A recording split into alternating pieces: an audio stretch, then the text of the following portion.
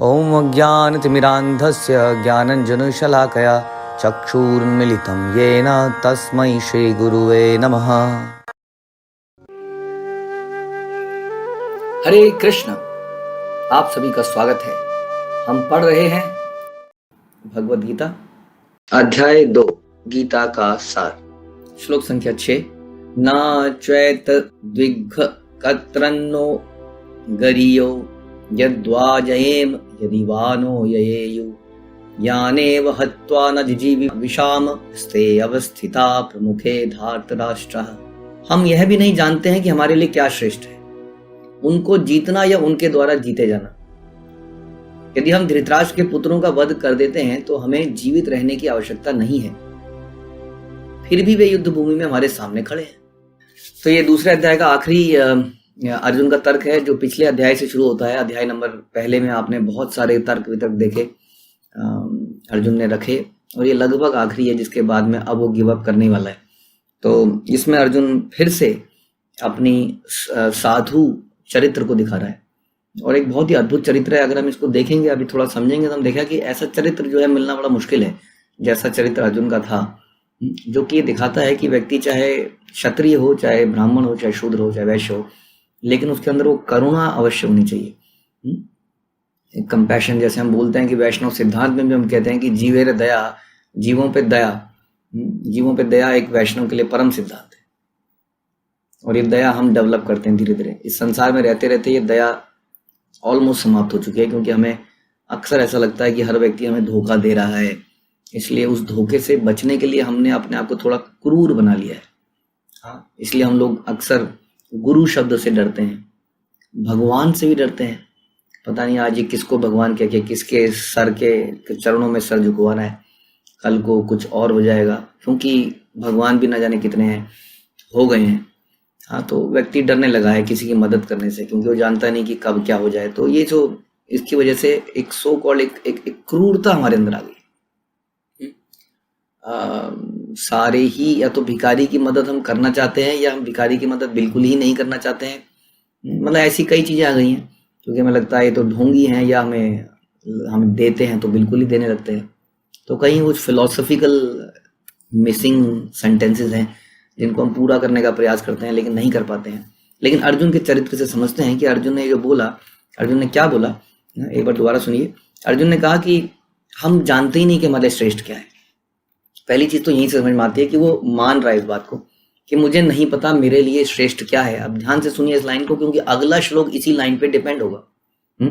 अगले श्लोक में अर्जुन पूछेगा मेरे लिए क्या श्रेष्ठ है बताइए।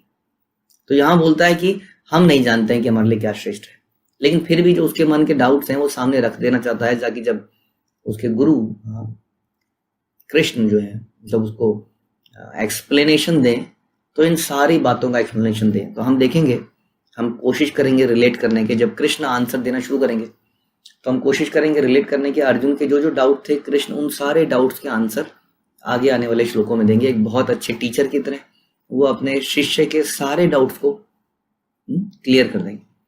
तो अर्जुन आखिर में बोलता है कि हमें नहीं पता हमारे लिए श्रेष्ठ क्या है, उनको जीते या उनके द्वारा जीते जाएं, हाँ, किसमें अच्छा रहेगा, धर्म क्या है। यदि हम धृतराष्ट्र के पुत्रों का वध कर देते हैं, जैसे कि लगता है उन्हें कि हम लोग कर ही देंगे क्योंकि आप हमारे साथ हैं, तो हमें जीवित रहने की आवश्यकता क्या है, उसके बाद क्या करेंगे हम इन सब चीजों का। ऐसा ही तर्क वितर्क वो पहले भी दे चुका है। हाँ, तो अर्जुन जो है उनके चरित्र से पता चलता है कि उनको अपने एल्डरली, अपने लोगों की, गुरुओं की और एल्डरली की, उन सब लोगों की बड़ी वैल्यू थी उसके मन में। जैसा हमने पिछले प्रवचन में भी सुना कि गुरु की महत्वता क्या है, एल्डरली पीपल जो होते हैं, जो एल्डरली लोग हैं हमारे जीवन में, उनकी महत्वता यही है कि वो अगर वो कृष्ण भक्त हैं तो उनके जीवन के एक्सपीरियंस से वो हमें गाइड कर सकते हैं, राइट। तो ऐसा होता है। अब जरा सोचते हैं इसके बारे में कि कैसा ये सिचुएशन कैसी है। अब जरा सोचिए कि ये कोई व्यक्ति हमारे सामने है और वो हमें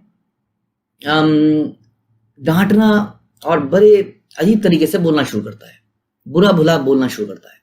सोचिए, उसको इमेजिन कीजिए, कोई व्यक्ति है, हमारी गलती नहीं है, हाँ हमारी गलती भी नहीं है, अब वो आता है और हमें खूब बुरा भला सुनाने लगता है बहुत बुरी तरीके से। तो ऐसे में हमारा कैसा रिएक्शन होगा, जरा सोचिए इस बारे में।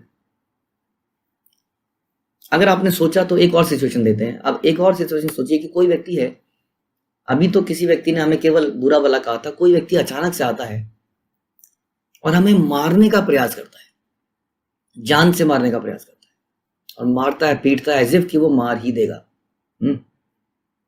और ऐसा व्यक्ति हमें खूब पीट के चला जाता है। जब हम उस व्यक्ति से मिलेंगे तो हमारा कैसा रिएक्शन होगा, इसके बारे में भी जरा सोचिए। और चाहे वो व्यक्ति कोई व्यक्ति हो या डिवोटी हो, डिवोटी होगा, आई एम 100% श्योर, डिवोटी हो या कोई व्यक्ति हो, हमारा इन दोनों केस में रिएक्शन अक्सर एक जैसा ही रहेगा, क्योंकि हम अपने आपे से बाहर चले जाएंगे। हम कहेंगे ठीक है जी, डिवोटी है, बहुत सुनाई देता है, वैष्णव अपराध, पहले मैं क्यों ना इस अपराध करने वाले को ही समाप्त कर दूं, ना रहेगा बांस ना रहेगी बांसुरी। ये व्यक्ति ना तो किसी को तंग करेगा, कल से ना तो कोई इसको कुछ बोल के वैष्णव अपराध करेगा, इसको ही खत्म कर दें तो सारे लोगों के अपराध समाप्त। तो ऐसा रिएक्शन हम कई बार कर देते हैं, ऐसा ही करते हैं। अब सोचिए, कोई आर्टिफिशियल सिचुएशन नहीं बताई थी। अब अर्जुन की स्थिति लेते हैं। अर्जुन के सामने बहुत बार अर्जुन को और उनके सारे भाइयों को बुला भरा बोला गया। उनको एक तरह से उनको जहर दे के मारा गया, उनको आग में जलाने का प्रयास किया गया, उनको उनके घर से निकाल के जंगल में फेंक दिया गया। अब सोचिए, ऐसे व्यक्ति के सामने वो व्यक्ति फिर से खड़े हैं आज की डेट में और मारने के लिए खड़े हैं, आज भी मारने के लिए खड़े हैं। जहां युद्ध शुरू होता है और तुरंत वहीं पे चालू हो जाना उन्होंने। ऐसे लोगों के लिए भी वो अर्जुन जो है अभी तक इतने डिबेट्स कर रहा है। ऐसा नहीं है कि युद्ध भी उन्होंने बोला करने को, युद्ध के लिए भी शांति प्रस्ताव भी रखा गया, फिर भी सोचिए कितना बड़ा हृदय है उस व्यक्ति को होगा। ऐसे व्यक्ति को भी भगवान डांट रहे हैं इस चैप्टर के प्रारंभ में। तो हम सोच सकते हैं कि कितना भगवान को कैसा हृदय चाहिए। डांट रहे हैं वो एक अलग मैटर है, वो तो उसको उसकी कंपैशन को सही डायरेक्शन में लेके जा रहे हैं, that is only thing. But इतना बड़ा हृदय जब हमारा पैदा होगा, समझ लीजिए तब हम है ना भगवान को जानने के सक्षम बनेंगे। और ऐसा हृदय पैदा कैसे होगा? ऐसा हृदय कभी ज्ञान के मार्ग में पैदा नहीं हो सकता है, योग के मार्ग में पैदा नहीं हो सकता है, क्योंकि ज्ञान और योग हमें हमारे जीवन में कुछ उपलब्धियां आती हैं उससे और हमें अहंकार होता है। लेकिन भक्ति योग जो है वो हमें हम्बल बनाता है, क्योंकि इसमें झुक झुक के भक्तों के संग में सेवा करनी होती है। अष्टांग योग तो आप अकेले बैठ के कर सकते हैं किसी जंगल में और सिद्धियां प्राप्त कर सकते हैं। ज्ञान योग भी आप अकेले बैठे बैठे सालों साल ध्यान में ज्ञान में लगे रह सकते हैं, सिद्धियां प्राप्त कर सकते हैं। प्रॉब्लम तो तब आती है जब हमें भक्तों के साथ काम करना होता है। और कई सारे व्यक्ति मैं जानता हूं ऐसे कई सारे भक्तों को जो बिल्कुल परफेक्ट हैं, लेकिन जब उन्हें भक्तों के साथ काम करना पड़ता है तब सारी परफेक्शन समाप्त हो जाती है। असली पहचान आदमी की तभी है, क्योंकि भक्ति योग जो है, भक्ति का मतलब ये है, जैसे चैतन्य महाप्रभु ने बोला, congregational chanting of the holy name, it is joint chanting. जैसे मैंने आपको एक स्टोरी सुनाई थी कि एक व्यक्ति ने कहा कि मुझे मंदिर के बाहर जाके प्रभुपाद 192 माला करने हैं, यहाँ पे डिस्टर्बेंस है। तो प्रभुपाद ने उनको डांटा। इसी तरह से कई लोग कहते हैं कि नहीं नहीं यहाँ डिस्टर्बेंस है, वहां डिस्टर्बेंस है, अकेले कर लेंगे, घर में बैठे बैठे करेंगे, वो ज्यादा बेटर है। तो भक्ति योग तो फिर आप एक तरह से वो ज्ञानी और योगी बनना चाह रहे हैं। आप ये अर्जुन की तरह कंपैशनेट हृदय पैदा नहीं हो पाएगा, क्योंकि उसके लिए वो हृदय कई बार पिसेगा, फिर गुरु मल्लम लगाएंगे, कई बार गुरु पीसेंगे, फिर मल्लम लगाएंगे, करते करते करते वो हृदय कोमल हो पाएगा, कंपैशनेट हो पाएगा, उसके अंदर की वो प्राइड अहंकार चूर्ण हो जाएगा। जो कि अर्जुन ऑलरेडी उस स्टेज पे है, उसके अंदर इतना कंपैशन है कि भगवान को उसको बताना पड़ेगा नहीं नहीं यहाँ पे कंपैशन नहीं करना है। तो हम दूसरे एंगल से देखते हैं अब इसको। एक एंगल से देखा हमने अर्जुन का कंपैशन, बट फिर भी क्यों ऐसा किया जा रहा है और फाइट करने को क्यों बोला जा रहा है, अर्जुन को इतना क्यों बोला जा रहा है।